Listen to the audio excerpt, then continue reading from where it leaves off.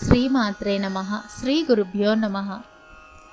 असौ नासावंसस्तु हिनगिरिवंसध्वजपटी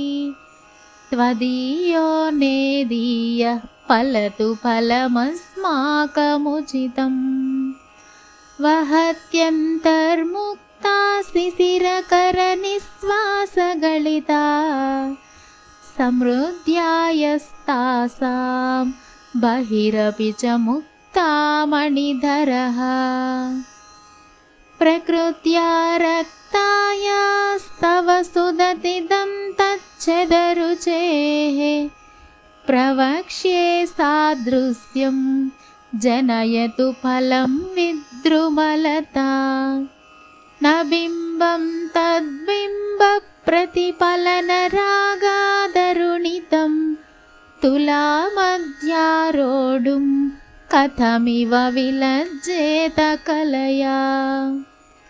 स्मितज्योत्स्नाजालं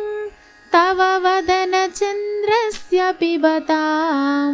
चकोराणामासीदतिरसतया चञ्चुजडिमा अतस्ते सीतांसो अमृतलहरीमाम्लरुचयः पिबन्ति स्वच्छन्दं निसि निसि भृशं काञ्जिकधिया अविश्रान्तं पद्युर्गुणगणकथाम्रेडन जपा जपा पुष्पच्छाया तव जननि जिह्वा जयति सा यदग्रासीनाया स्फटिकदृशदच्छच्च विमयी सरस्वत्या मूर्तिः परिणमति माणिक्यवपुषा रणे जित्वा दैत्या नपहृतशिरस्त्रैः कवचिभिः निवृत्तैश्चण्डांसत्रिपुरहरनिर्माल्यविमुखैः विशाखेन्द्रोपेन्द्रैः शशिविशदकर्पूरसकला विलीयन्ते मातस्तव वदनताम्बूलकबलाः विपञ्चा गायन्ति विविधमपदानं पशुपते त्वयारब्धे वक्तुं चलितशिरसा साधुवचने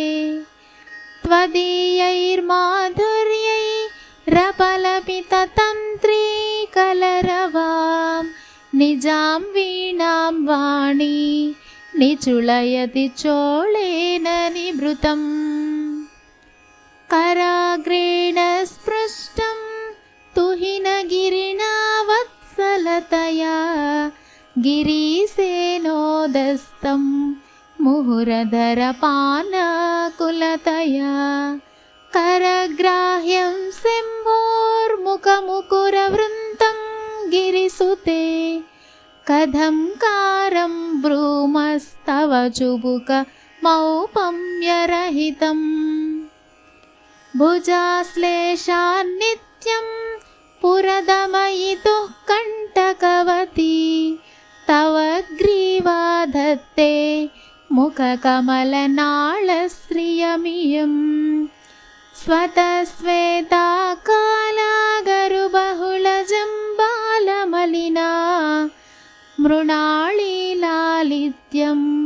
वहति यदधोहारलतिका गळे रेखास्तिस्रो गतिगमकगीतैकनिपुणे विवाहव्यानद्धप्रगुणगुणसङ्ख्या प्रतिभुवः विराजन्ते नानाविधमधुररागाकरभुवां त्रयाणां ग्रामाणां स्थितिनियमसीमान इव ते मृणाली मृद्वीनां तव भुजलतानां चतसृणां चतुर्भिः सौन्दर्यं सरसिजभवस्तौति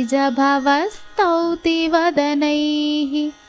नखेभ्यः संत्रस्यन् प्रथममधनादन्धकरिपोः चतुर्णां शीर्षाणां सममभयहस्तार्पणधिया।